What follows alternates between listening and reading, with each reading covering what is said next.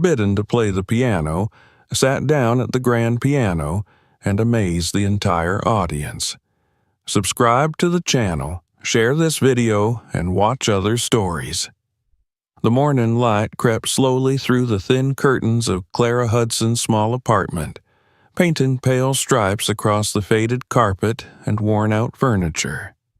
At 78, Clara woke before the alarm clock, as she always did, her body conditioned by decades of early shifts and endless routines. The room around her bore the marks of a life lived simply: an old wooden dresser with chipped handles, a kettle that whistled only if coaxed, and a single-framed photograph of her younger self with a piano in the background, its edges curling with age. Clara stared at that photograph for a brief moment, as she often did, before rising with a quiet sigh. She moved carefully, her joints stiff but steady, pulling on her neatly pressed uniform, a pale gray dress and apron that had seen years of careful laundering. Everything about her was meticulous. Her shoes shone, though they were plain. Her hair, streaked with silver, was neatly pinned back.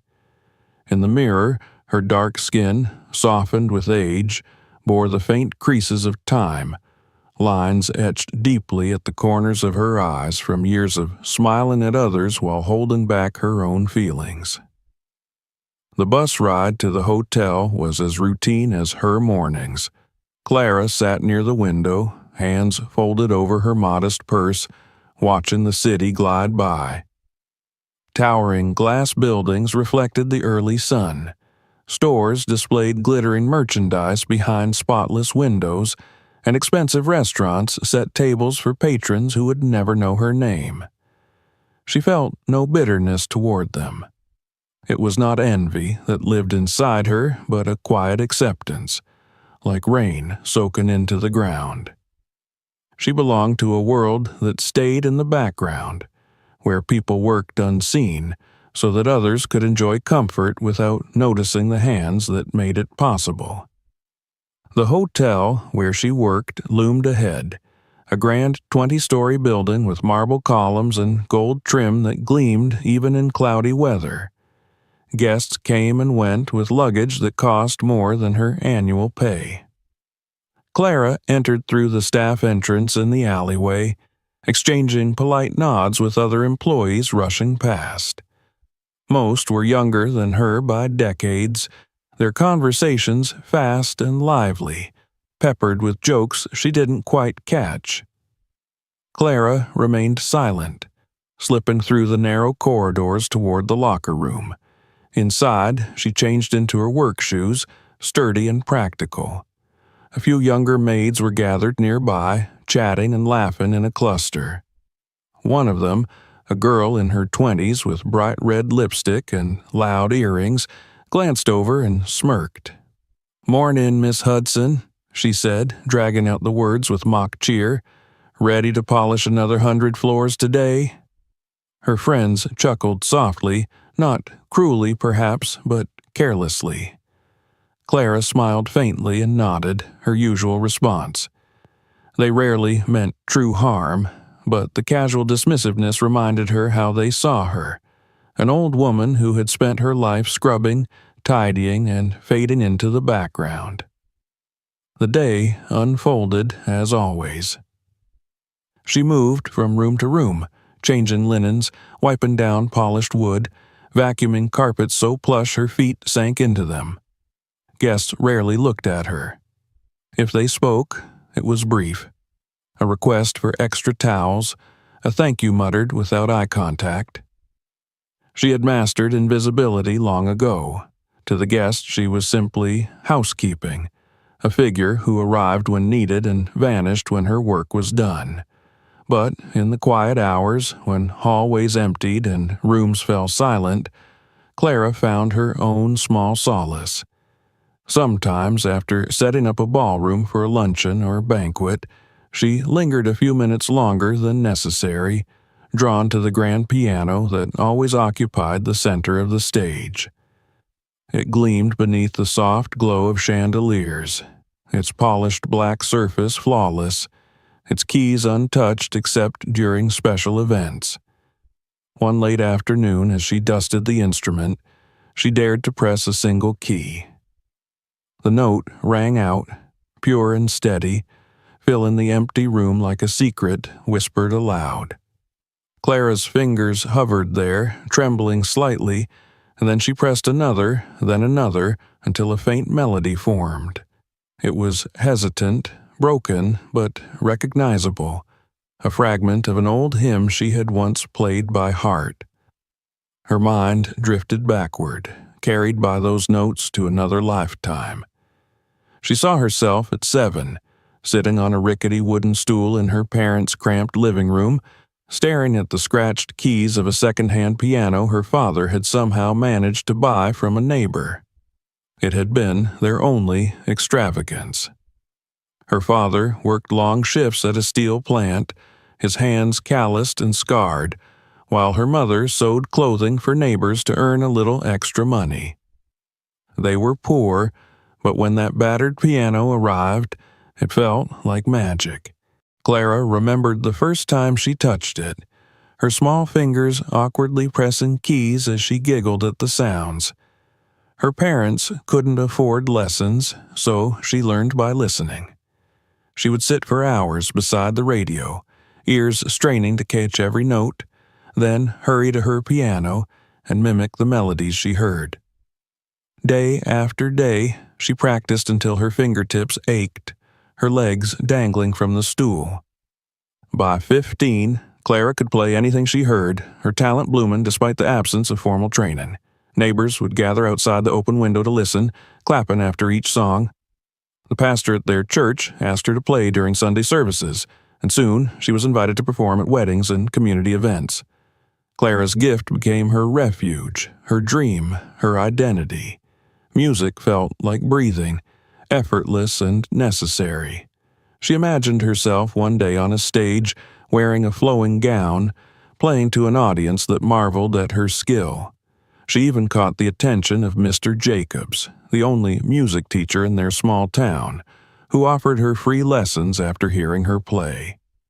Under his guidance, Clara learned to read sheet music and tackled the works of Bach, Chopin, and Mozart, her fingers dancing with precision and grace.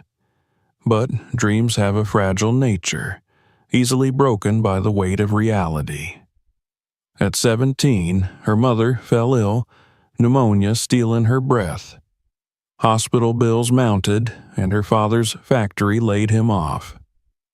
Clara abandoned her lessons to work at a local diner, pouring coffee and scrubbing tables late into the night, her hands too tired to play when she returned home.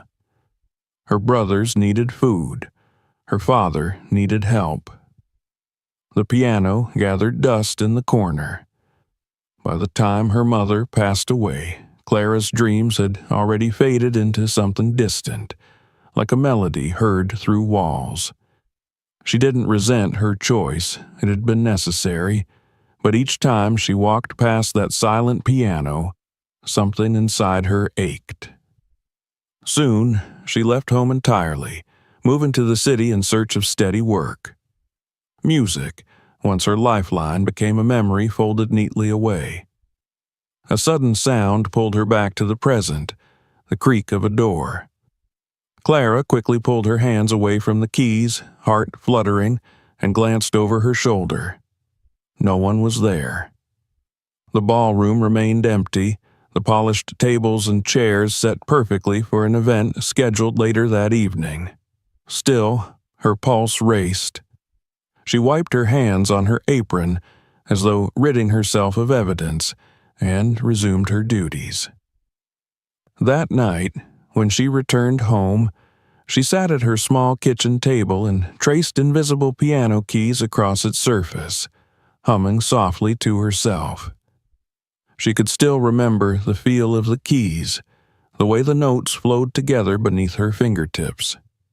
It had been so many years, yet the music lived in her bones.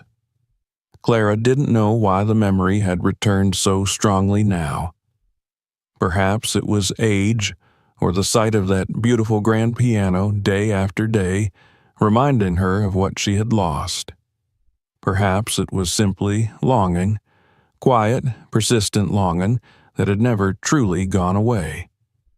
As she lay in bed, staring at the ceiling and the dim glow of the streetlight outside, she whispered to herself, "I still remember." And she did.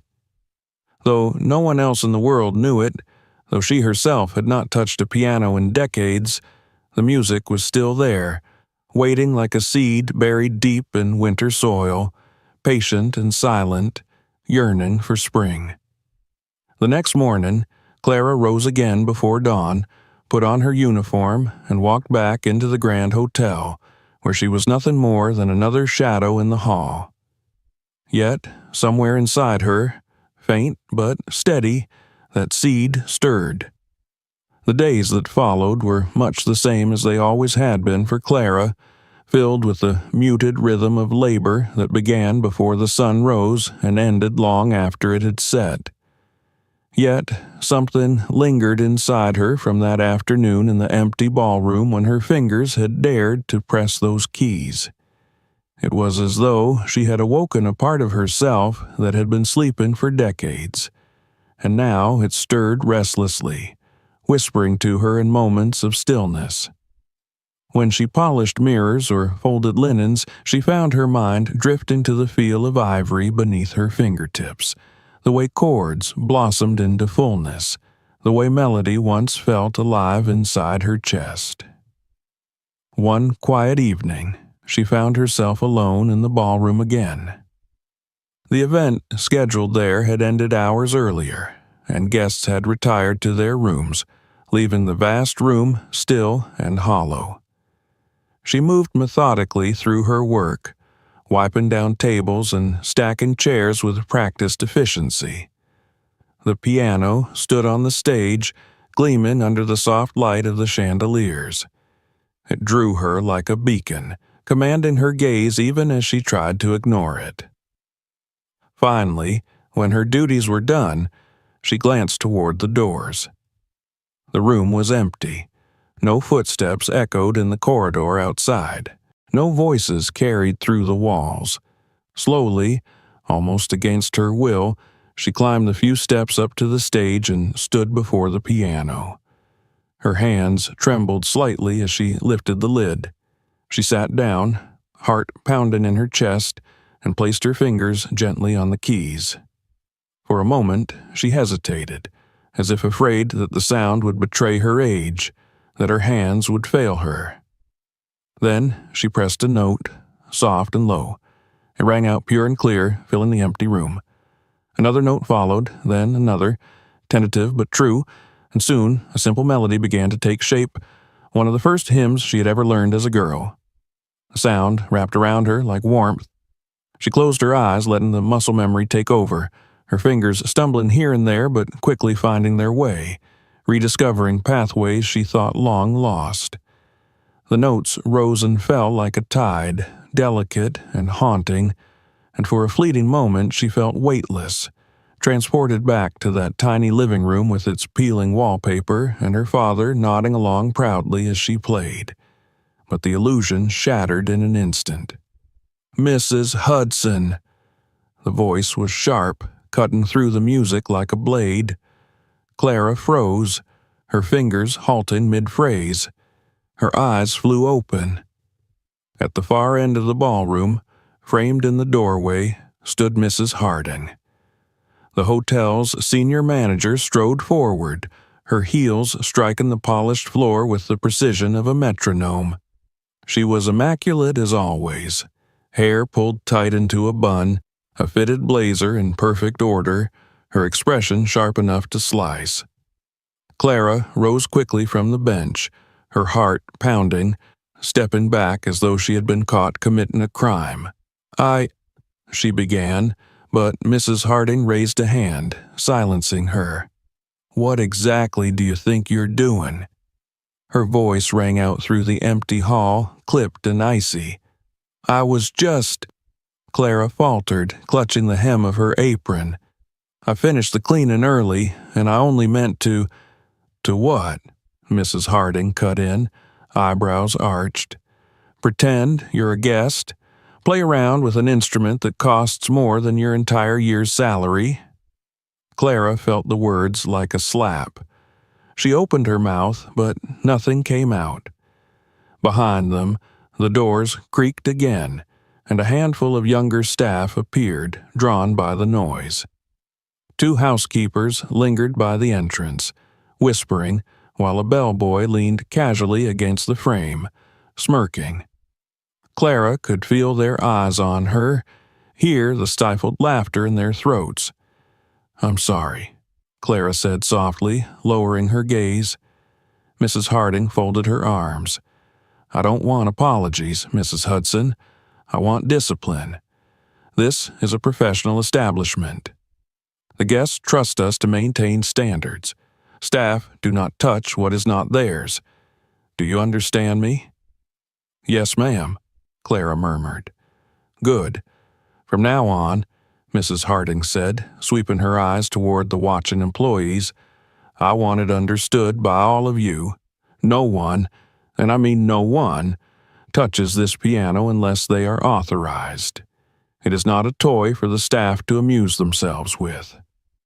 The bellboy chuckled under his breath, and one of the maids, a young woman named Tasha, grinned and whispered, "Guess Mozart here will have to retire her act." Another laugh followed, sharp and cruel in its casualness. Clara stood rooted in place, her face burning, her hands tightening around her apron. "Get back to your duties," Mrs. Harding snapped, and the small crowd dispersed, still whispering as they left. Clara remained alone with her humiliation, staring at the piano that moments ago had felt like an escape. Now it loomed before her like a wall she would never climb again. That night, she returned home later than usual. The city streets were quiet, slick with recent rain, and the neon signs of corner shops reflected dimly in the puddles. In her apartment, she set her bag down on the chair and sat at the small table in her kitchen, resting her hands flat on its worn surface. Slowly, almost unconsciously, her fingers moved over the tabletop in the shapes of chords she had once known. She closed her eyes, hearing the phantom notes in her mind, but they sounded hollow now, like echoes trapped in a well. Her chest felt tight. She had endured years of invisibility, decades of being overlooked and underestimated, and she had accepted it as her lot in life. But this, being mocked openly, reduced not only to her job but to nothing more than an object of amusement, cut deeper than she expected. Perhaps because it wasn't just about work. It was about what she had been, what she still carried inside her, and the cruel certainty that no one around her would ever see it. The next day, whispers followed her like shadows. In the break room, she overheard 2 younger maids giggling over the incident. "Did you see her face when Mrs. Harding caught her?" one said, barely stifling laughter. "She looked like a kid stealing cookies." The other chimed in. "I heard she used to play piano, like professionally or something. Can you imagine? Now she scrubs floors instead. That's life for you." They laughed again, not out of malice but ignorance, unaware of how their words pierced. Clara said nothing. She busied herself with her mop and her cart, retreating into silence as she had always done. But at night, when she lay awake staring at the ceiling, she couldn't help but replay the scene in her mind. She saw herself at the piano, heard the notes she had played, felt the sting of Mrs. Harding's voice and the laughter that followed. It twisted inside her, a mixture of shame and longing so fierce it left her breathless. On the 3rd night after the incident, she sat in her kitchen again, her hands poised above the table as though it were a keyboard. Slowly, she began to hum, faint at first, a melody she remembered from long ago. Her voice trembled with age, but carried the tune, fragile and real. The music lived still, buried deep beneath layers of dust and years of silence, but alive nonetheless. In that moment, she made herself a quiet promise. She would not let it die entirely. Even if the world never heard her play again, even if no one ever cared, she would hold on to it, if only for herself.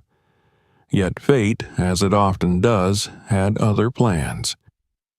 The following week, the hotel announced something that made every employee perk up and whisper among themselves: a grand charity gala, a lavish evening intended to raise funds for the rebuilding of a local children's music school destroyed in a recent fire. Clara listened in silence as Mrs. Harding explained the details at the morning staff briefing, her voice brisk as always.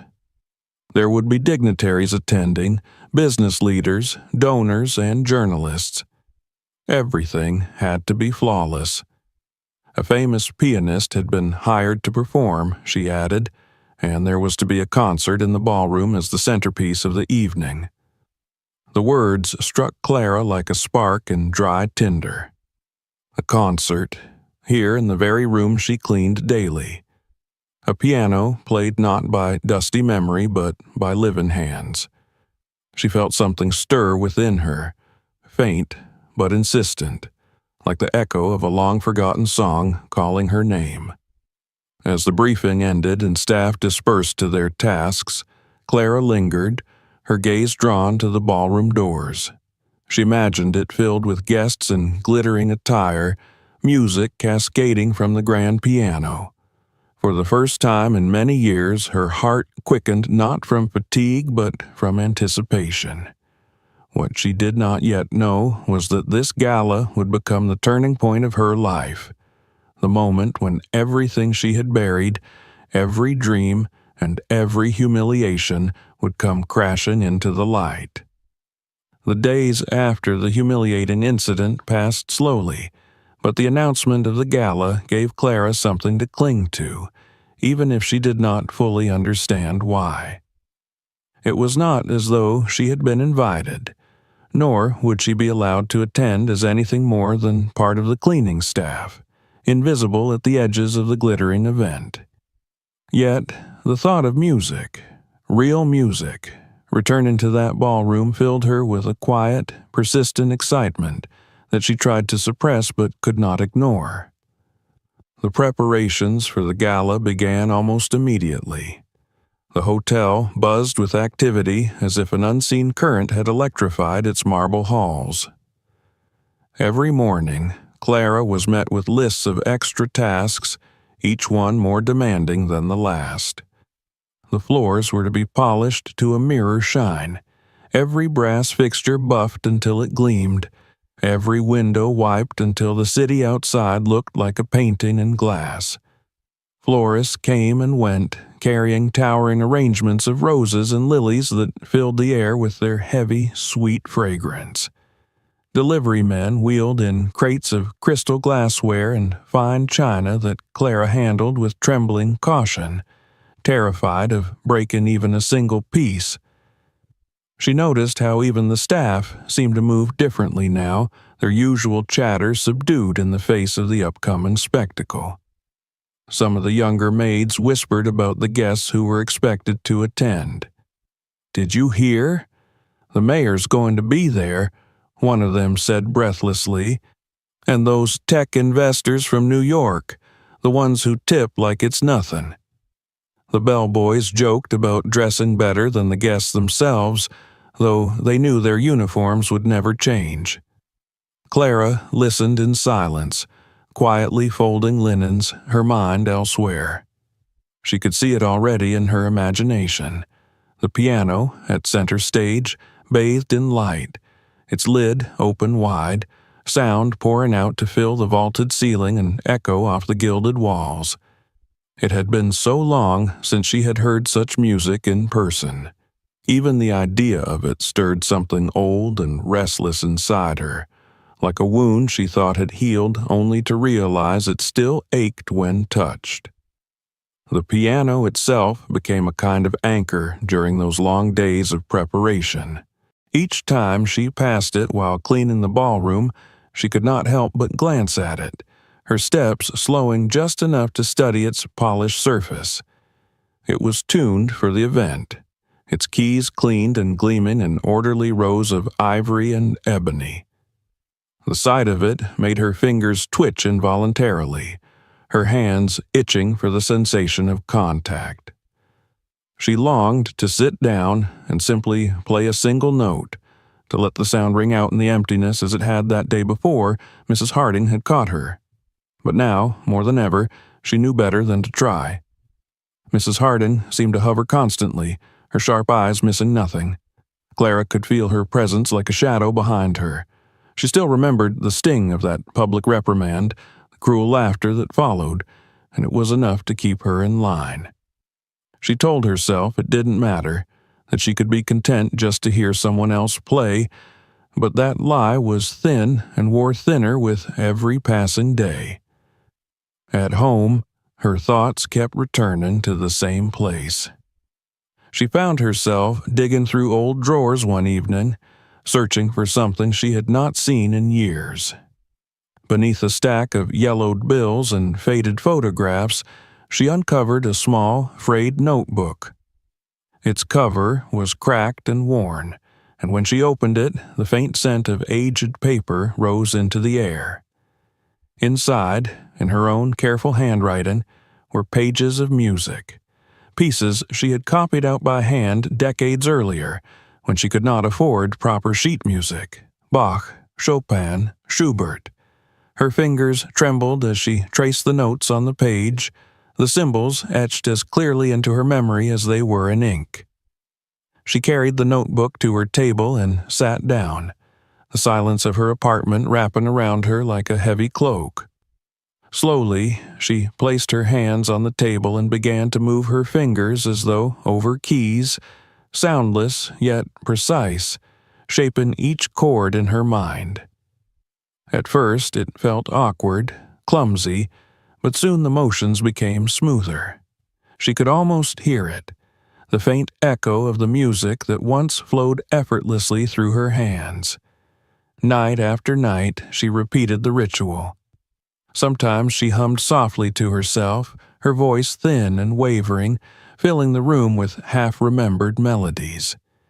It felt foolish, perhaps even childish, but it soothed something deep inside her, some part of her that had been starved too long.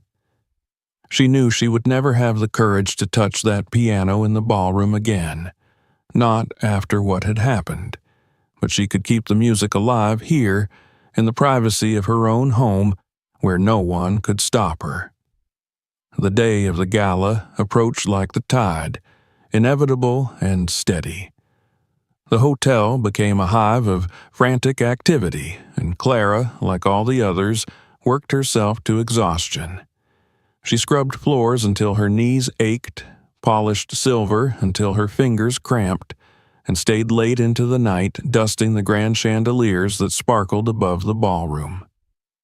Even so, when she caught sight of the piano as she cleaned, her heart still gave a small, treacherous leap.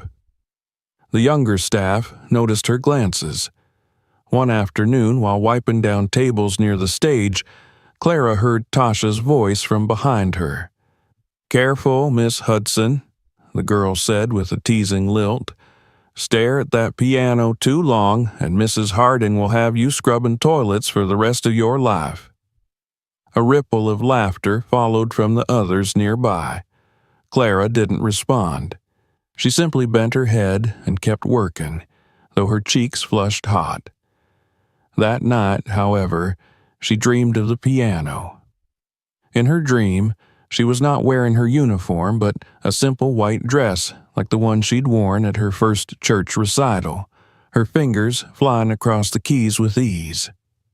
The room was full of light, and the music soared, filling her chest with such fierce joy that it woke her. For a long moment, she lay in the dark, heart pounding, the echo of that imagined music ringing in her ears. The morning of the gala dawned cold and bright, the winter air crisp enough to sting her lungs as she stepped out onto the street. From the moment she arrived at the hotel, she could feel the change. Staff moved briskly, voices sharp and clipped. Guests in glittering attire began to arrive hours before the event, their laughter and perfume spilling through the halls like a promise of the evening to come. Clara worked in a daze, sweeping through corridors, adjusting chairs, and carrying trays of glasses until her back screamed. Yet none of it dulled her awareness of what was coming. She stole a glance into the ballroom as the sun dipped low outside. It was nearly unrecognizable, transformed into a vision of opulence. Golden light from chandeliers reflected off crystal vases. Tables draped in white silk held arrangements of roses so large they seemed to spill outward in waves of red and cream. And at the center, on the stage beneath its own pool of light, the piano gleamed as if it were alive. She paused for a moment longer than she should have, the sight pulling her forward like a tether. For an instant, she imagined herself sitting there, the hall silent, her hands poised over the keys. Then someone brushed past her, breaking the spell. "Hudson!" Mrs. Harding's voice barked, making her flinch. "Stop standing around and help with the seating charts." Clara nodded quickly and moved on, but that brief vision lingered in her mind. She could not shake it, not even as she worked through the evening, slipping unnoticed between tables to tidy what needed tidying. When the guests finally began to file in, resplendent in their finery, she stood at the edge of the room, pressed into the shadows, her gaze fixed on the stage. She waited, heart beating faster than it had in years, for the moment the pianist would take his seat. But even in that charged moment, she could not have imagined how events would unfold, nor how close fate was to pulling her from those shadows entirely. The music she longed for was coming, but with it, so was something else, a chance she had never expected, one that would force her to confront everything she had buried deep inside and demand, at last, that she reclaim it. The evening of the gala began with a feverish energy that seemed to ripple through every corner of the hotel. Guests in shimmering gowns and tailored suits filled the lobby, their laughter mingling with the distant sound of clinking glasses. Photographers snapped pictures near the entrance where a crimson carpet had been rolled out, capturing images of donors and socialites who reveled in the attention. For Clara, who stood discreetly near the edges of it all, there was something almost otherworldly about the spectacle. She was used to working among wealth, but this was something different. A convergence of elegance and performance, a stage set for the city's most privileged. Clara moved through the bustling hallways quietly, ensuring that everything was as it should be. She straightened tablecloths, polished smudges from silver trays, and carried stacks of extra napkins to the servers who darted about with urgency. The air smelled of expensive perfume, wine, and lilies from the extravagant floral arrangements that lined the ballroom. She felt invisible, as always, gliding in and out of sight, but her heart still fluttered every time her gaze drifted towards the stage and the piano gleaming under its spotlight. She lingered there longer than she should have, watching the bustle of final preparations. The pianist, she told herself, would be arriving soon. She imagined him stepping onto that stage, sitting down with the kind of confidence only a true artist carried, filling the room with music that would leave even these polished, distracted guests breathless. She could almost hear it already, the swelling notes, the crisp rhythms, the hush that would fall over the audience. But at exactly 7 o'clock, as the first wave of guests settled into their seats, a ripple of unease began to spread among the staff. Clara noticed Mrs. Harding near the doors, speaking urgently into her phone. The manager's usually sharp posture was tauter than usual, her mouth pressed into a thin line. A few waiters exchanged confused glances, whispering as they passed trays back and forth. Clara brushed past them on her way to collect empty glasses, catching fragments of hushed conversations. "What's going on?" one server asked another in a low voice. "He's not here," came the reply. "The pianist. His flight's grounded. Snowstorm in New York. They just called." Clara froze mid-step, her hands tightening around the tray she carried. The words hit her like a sudden gust of cold air. "What do you mean, grounded?" "They're saying he's stuck at the airport. There's no way he'll make it tonight." For a moment, the sounds of laughter and polite conversation from the guests felt distant, muted beneath the pulse of panic spreading through the staff. Clara glanced towards Mrs. Harding, who now stood with two of the event organizers, their faces pale and anxious. They spoke in harsh whispers, gesturing toward the stage, toward the piano that sat ready and waiting for hands that would not come. Within minutes, the tension spilled beyond the staff. A few of the more attentive guests began to sense that something was amiss. Their murmurs rose like a growing tide. One sharply dressed man near the front checked his watch repeatedly, muttering to his companion. Clara stepped closer, instinctively drawn to the scene unfolding near the stage. She could hear Mrs. Harding's voice now, sharp and desperate. "We cannot cancel," she hissed to the organizers. "We have over 200 guests out there. The donors are expecting a performance. We'll look like fools if we send them home after one speech and some wine." "What do you want us to do?" one of them replied, exasperated. "There is no pianist. We can't conjure one out of thin air." "We'll have to play recorded music," another suggested weakly. "And insult every person who paid thousands to be here? Absolutely not," Mrs. Harding snapped. Their words clashed in the air, an ugly contrast to the elegance surrounding them. Clara stood motionless nearby, her heart hammering. The thought of the piano, of it sitting silent before this glittering audience, struck her with a deep ache. It was unbearable to imagine such an instrument left untouched on a night like this. One of the bellboys, passing behind her, muttered with a smirk just loud enough for others to hear, "Hey, maybe Miss Hudson should give it a try. She loves that thing." Several staff members snickered quietly. Clara felt heat rise in her cheeks, but she kept her gaze fixed on the stage. The whisper carried farther than intended. Tasha, the young maid who had teased her before, overheard it and grinned mischievously. "You know," she said, loud enough for a small cluster of workers to hear, "I bet she could play better than some recording." "Go on, Miss Hudson, give us a show." A few laughed, their voices sharp with mock amusement. Clara stiffened. She wanted to disappear, to retreat into the anonymity she wore like armor. But instead, something else stirred inside her, an old, stubborn flicker she hadn't felt in years. She glanced at the piano again, at its gleaming surface, its keys calling to her like an echo from another life. The argument near the stage grew louder, and the guests were beginning to notice. The low hum of conversation spread across the room, restless and expectant. Mrs. Harding looked as though she might burst, her composure unraveling thread by thread. Clara stepped forward before she had even fully decided to. Her voice, quiet but steady, cut through the air.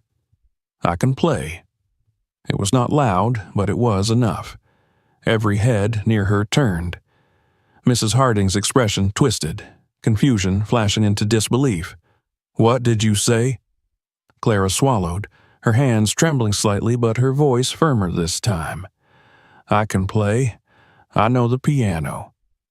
For a moment, silence blanketed the nearby staff, broken only by a faint, incredulous laugh from somewhere in the group.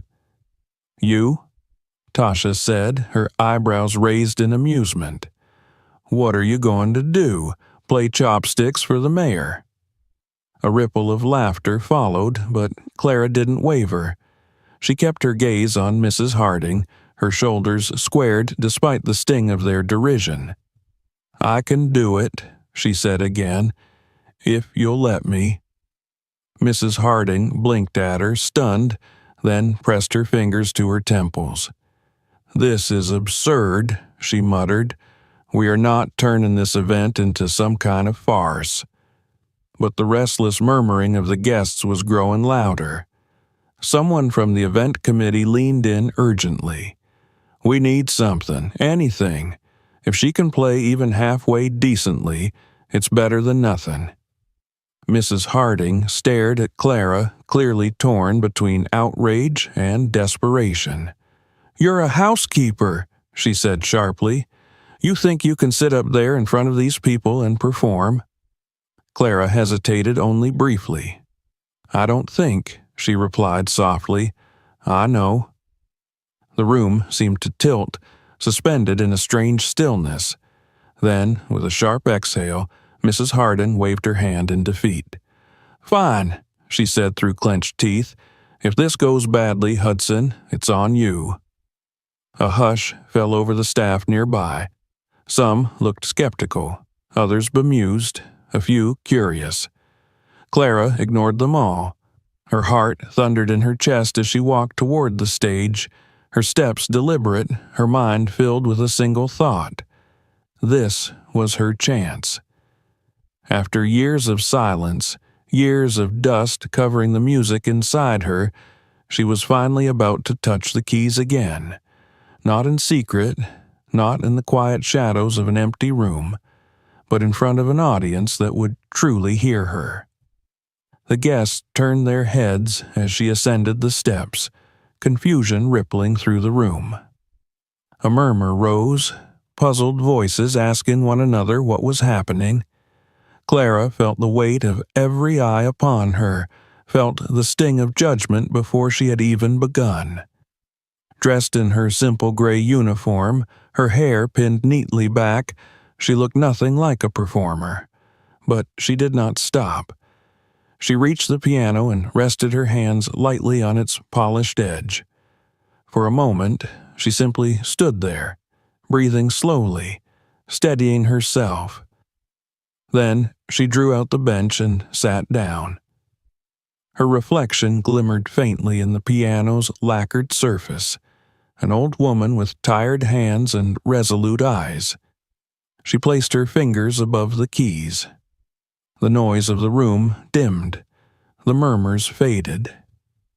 All she could hear now was the pounding of her own heart and the memory of every note she had ever played, waiting in her mind like old friends.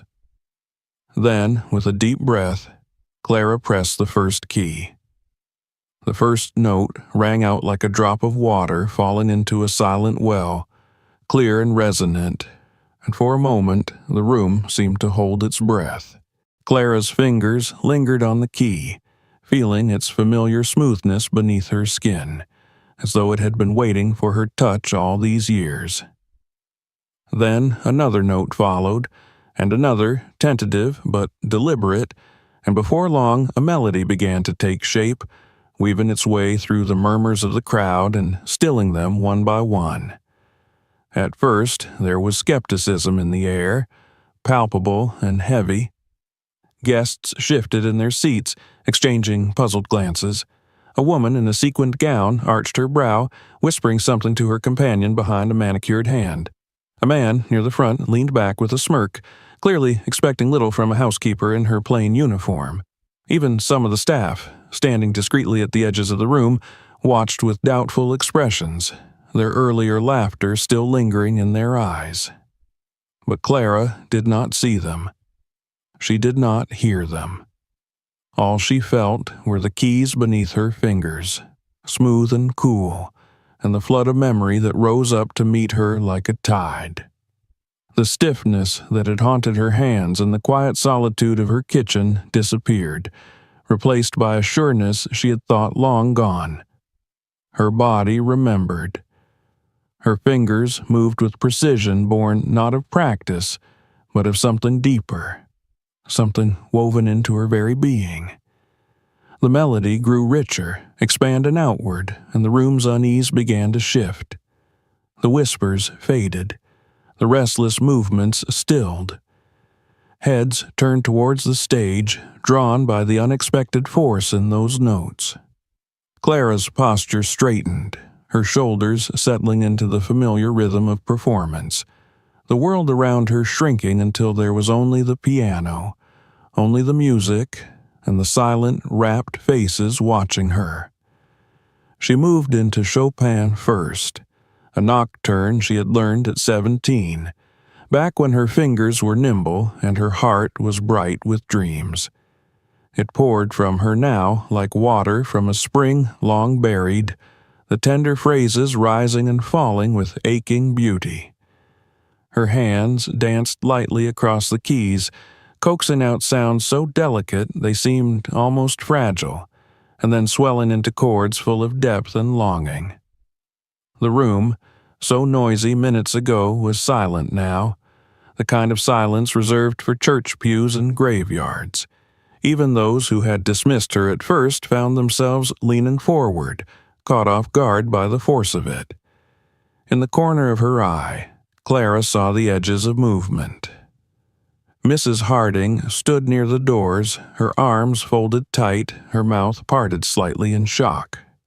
One of the servers, who had laughed earlier, now stared openly, a glass tray forgotten in his hands. Near the front, a young girl no older than 10 sat perched on her chair, wide-eyed, clutching at her father's sleeve. Clara smiled faintly as her fingers flew, because this was what she remembered most, that music could speak in ways words never could, reaching places language could not touch. The piece shifted seamlessly into Bach, her fingers crossing and weaving an intricate counterpoint. This was not simply skill, it was muscle memory, honed in the dim corners of childhood rooms where she had played until her knuckles ached. The music was brisk, sharp-edged, precise, but beneath its rigor lay something vibrant and alive. It pulsed through the hall with a kind of restrained power, commanding attention. Heads nodded in unconscious rhythm, eyes fixed unblinking on her hands as they danced, unhurried and unstoppable, across the keyboard. By the time she reached the final cadence, the applause erupted instinctively, raw and loud, breaking the spell only to replace it with another. Clara looked up, startled by the sound. Guests were on their feet now, clapping with hands that stung from force. Their earlier skepticism melted into wonder. Yet she only gave a small nod, her expression calm, and without waiting for the applause to die, she began again. This time, she played not for them, but for herself.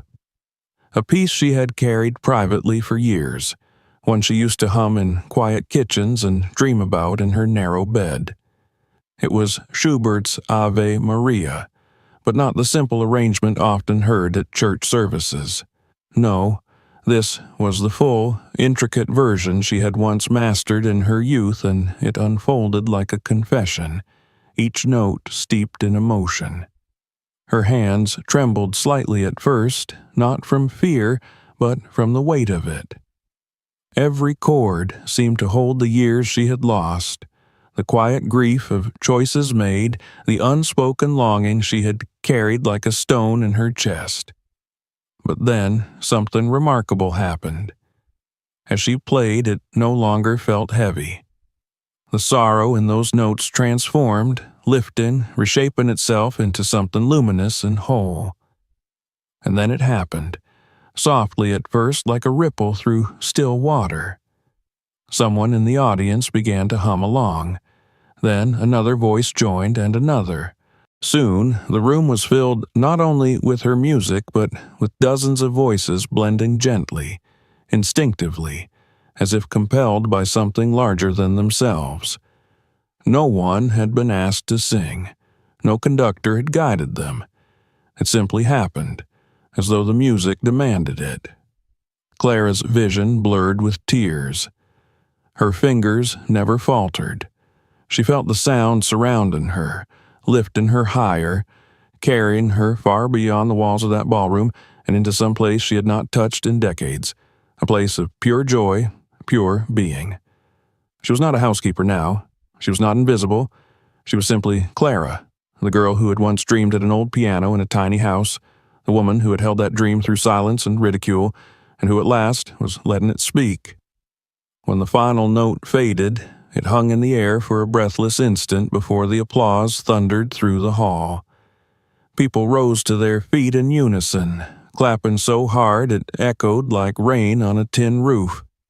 Many were crying openly, wiping at their cheeks with silk gloves and handkerchiefs. Even Mrs. Harding's rigid expression had softened, her hands joining reluctantly in the ovation. Clara stood slowly, her legs trembling, and bowed her head slightly. She was overwhelmed, almost disbelieving. Yet, as she looked out over the sea of faces, she saw nothing but admiration staring back at her. For the first time in years, she felt seen, truly seen, and it was both terrifying and beautiful. When she stepped away from the piano, she was met by a rush of people. Guests surged forward to speak to her, their voices tumbling over one another in excitement. "Extraordinary," one man said, shaking her hand fervently. "You were extraordinary." A woman pressed a hand to her chest, her eyes shining. "I haven't heard anything that moved me like that in decades." Another guest leaned close, whispering as though sharing a secret. "Where have you been hiding all this time?" Even the staff approached her with hesitant awe. Tasha, who had laughed at her so easily before, now stared at her with something like shame and wonder. "Miss Hudson," she said quietly, I didn't know." Clara only smiled gently, too tired and too full to hold grudges. As she stood amid the sea of faces and voices, Clara felt something settle inside her, a calm unlike any she had known in years. Tonight, she had not only saved a gala from disaster, she had reclaimed herself. The music that had been buried beneath decades of work and silence was alive again, and it had reached people, truly reached them. Little did she know, though, that this was only the beginning. For as she descended the stage and the applause still rang in her ears, a few guests discreetly raised their phones, uploading videos of her performance to social media. By morning, the world beyond that ballroom would know her name. Clara barely slept that night. When she returned to her apartment, she sat for a long time in the quiet kitchen, her hands folded loosely on the table as if they still remembered the weight of the keys. Her small, worn room seemed somehow different, infused with an unfamiliar brightness, though nothing had changed. She had replayed the evening in her mind over and over. The hush that had fallen over the ballroom, the surge of voices singing softly with her, the roaring applause that seemed to shake the very walls. It all felt unreal, like a dream she was terrified to wake from. When dawn broke, pale light spilling over the narrow street outside her window, Clara rose from her chair and made herself a cup of tea, hands trembling slightly as she poured. She expected the glow of the evening to fade with the coming of day, for everything to return to its familiar rhythm, quiet anonymity, long hours, and the steady hum of work. But when she arrived at the hotel that morning, still dressed in her uniform, she was met with something entirely unexpected. People stared, not with the usual indifferent glances given to someone like her, but openly, curiously. A few guests even smiled at her as they passed, one of them stopping to say, "I saw you last night. You were magnificent." Clara blinked, unsure how to respond. Another nodded politely, murmuring, "That was a gift, what you did." The words left her flustered, warmth rising in her chest that she didn't quite know how to hold. It wasn't only the guests. Even among the staff, there was a change. The whispers that once followed her like shadows were gone, replaced by something quieter, tinged with awe. Tasha approached her in the hallway, her posture unusually hesitant. "Miss Hudson," she said softly, not meeting Clara's eyes at first. I wanted to apologize for before.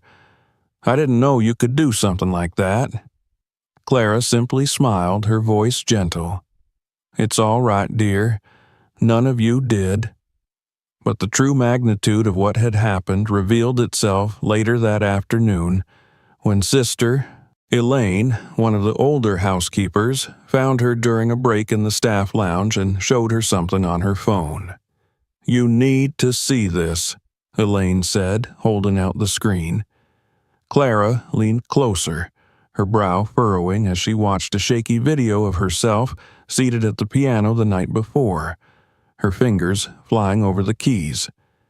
She recognized the sound instantly. Chopin's Nocturne, the very piece she had played first, though recorded on a device held by someone in the audience. The audio was tinny, the angle far from perfect, but it captured everything. The silence in the room, the music swelling, the faces rapt with wonder. Beneath the video, dozens of comments scrolled rapidly, filled with words like astonishing, beautiful, and unbelievable. "Where did you get this?" Clara asked, bewildered. "It's everywhere," Elaine said, her voice tinged with excitement. "Someone uploaded it last night. It's been shared thousands of times. Look." She scrolled through her screen to show other videos, each from different angles. Her performance of Bach, the moment during Ave Maria when the audience joined in song. The captions varied. "Housekeeper stuns gala with incredible piano performance. 78-year-old woman shocks crowd with hidden talent." But the reaction was the same. People were mesmerized. By evening, Clara's name was on local news sites, her story condensed into headlines that seemed almost absurd. Elderly hotel workers' secret talent goes viral. From housekeeper to maestro, the performance no one saw coming. Reporters began calling the hotel, asking for interviews. A news van parked outside. Even national outlets began picking up the story, fascinated by the unexpected narrative of a woman overlooked for decades who had, in a single night, stunned an entire room and, soon after, an entire audience beyond its walls. The hotel's management, caught off guard, pivoted quickly. Mrs. Harding, who only days earlier had scolded her so harshly, now summoned Clara to her office with a strained smile. "We are proud to have you as part of our staff," she said carefully, her tone rehearsed. "What you did last night reflected beautifully on this hotel." Clara nodded politely, though she detected the discomfort beneath those words, the acknowledgement of how drastically their perceptions of her had shifted. Within days, offers began to arrive. A local news station invited her to perform live on air. A community concert organizer called, asking if she would headline a charity event for the same children's music school the gala had been intended to support. Letters poured in from strangers across the country, handwritten notes delivered to the hotel, emails forwarded by staff. Some were simple expressions of admiration. "You reminded me that beauty still exists in this world." Others were deeply personal. "I quit music when I was young. Watching you play made me pick it up again." One afternoon, while sitting in the break room during lunch, Clara listened as a young bellboy, barely 20, read aloud a message that had been shared online by a girl who had seen one of the videos. "I want to be like her when I'm older. She makes me believe it's never too late." Clara's eyes misted, her fingers curling tightly around her teacup. She had not expected any of this. She had only wanted to help, to fill the silence when no one else could. But perhaps what moved her most was an invitation that came 2 weeks later from the rebuilt children's music school. They asked if she might visit, not to perform, but simply to sit with the students, to talk about music, to show them what was possible even when the world told you no. Clara accepted immediately. The day she arrived, the school's modest new building was filled with eager faces. Children clustered around her, some barely tall enough to reach the keys of the piano they had just acquired with the funds raised from the gala and its aftermath. Clara sat among them, guiding their hands gently, her voice patient and kind. "One note," she told them, "is where it all begins. Just one note, and the rest will follow." As she demonstrated simple scales, she felt a deep glowing contentment settle over her.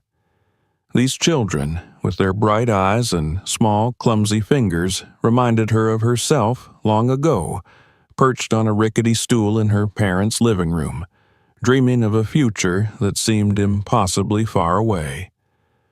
She realized then that her music had not only returned, it had found purpose. It was no longer hers alone. It was something to be shared, something to pass on.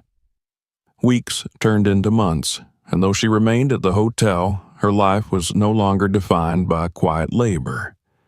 She continued to perform occasionally at charity events, always insisting on donating any payment back to causes that needed it more than she did. Each time she sat at a piano now, she felt the same rush she had experienced that night in the ballroom, but steadier, calmer, no longer shadowed by fear or shame. In the evenings, after her shifts, she returned to her apartment, where the old notebook of music remained open on her table. She still traced the notes with her fingers, still played invisible keys in the quiet, but now it was different. Now she knew there would be other pianos, other rooms filled with listening hearts. One spring afternoon, she stood in the modest practice room of the children's school, surrounded by a half-dozen eager students. She guided them patiently, showing them how to place their hands, correcting their posture, laughing softly when a boy banged out a discordant chord with too much enthusiasm. Through the open window, warm sunlight streamed in, glinting off the polished wood of the piano. Clara's hands rested on the keys, her eyes bright as she watched the children mimic her motions. In that moment, she understood something profound. She had not reclaimed her music simply for herself. It had been waiting all along to be given away, to spark something in others as it once had in her. She no longer thought of the years lost or the dreams deferred. She thought only of what lay ahead, the simple joy of sitting beside these children, of passing on the gift that had carried her quietly through so many silent years. As their laughter mingled with the clumsy notes of their practice, Clara smiled, her heart light. For the first time in decades, her world felt full, vibrant, alive with possibility. The invisible woman had vanished. In her place stood Clara Hudson, not merely a housekeeper or a pianist, but a teacher, a guide, and a testament to the truth she had proven without meaning to. It was never too late to bloom, never too late to let the music inside you be heard. And as she pressed the keys once more, surrounded by children who looked at her as if she were magic itself, Clara felt certain that her song would go on long after her hands were still, carried forward in theirs. Don't forget to subscribe to the channel, share this video with others,